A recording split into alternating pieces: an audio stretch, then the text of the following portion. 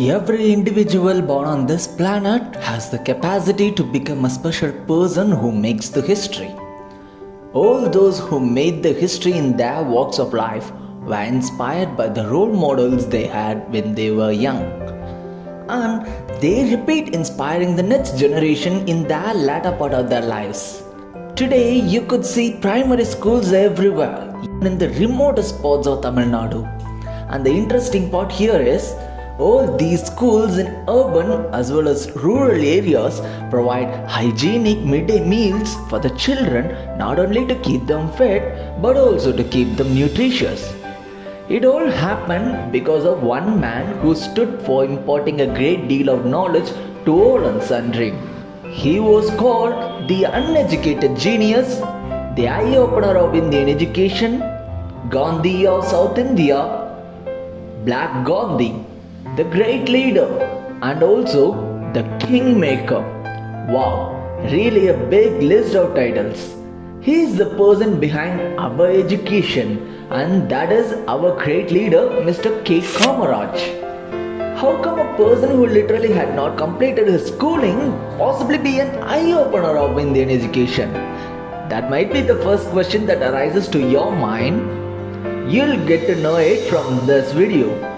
The Kingmaker Kamarajar was born in a downtrodden society to Mr. Kumaraswamy and Miss Sivahami Ammal in July 15, 1903 in a small town named Virudupatti that later got its name changed as Virudhunagar.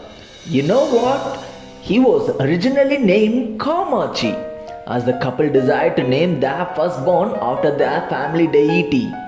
But as the years passed, they decided to change his name as Kamarajar. Never have they dreamt of raising a great leader in the remote town of Tamil Nadu. Kamarajar learned to read and write in Tamil when he was 5. Due to financial crisis after the death of his father, he was helpless and dropped out of school to support his mother and sister at the age of 6. The responsibilities of the family were upon him, and he was to work at his uncle's provision shop. He used to read newspapers daily, and that created the hunger of freedom inside him, which finally turned him as the freedom fighter after the grievous Jallianwala Bagh massacre. He participated in non-cooperation movement led by Mahatma Gandhi. He was then just 18 years old. On seeing this, fear clouded on Sivahami Ammal, and thence she decided to get his only son, Mr. Kamarajar, married. This was just a diversion planned by his mother, but Kamarajar firmly refused and declared that he decided to dedicate his life to free India. A meeting with Gandhi during his visit to Madurai in 1921 energized Kamarajar even stronger than before. He led many events against the British and spent more than 3,000 days behind the bars. On April 13, 1954, Kamarajar became the Chief Minister of Madras Province, which is now called Tamil Nadu. You know what? He has done something that no statesman would do. He nominated his opponents, Mr. Bhaktavachalam and Mr. C. Subramaniam, for his cabinet of ministers. Kamarajar believed in imparting knowledge to the people of all sorts. He was also a follower of Periyar, who fought against the caste principle. Kamarajar removed the family vocation-based hereditary education policy that allowed the people only to learn and do the family professions introduced by Rajaji. That was his first decision. Kamarajar knew the value and the power of education.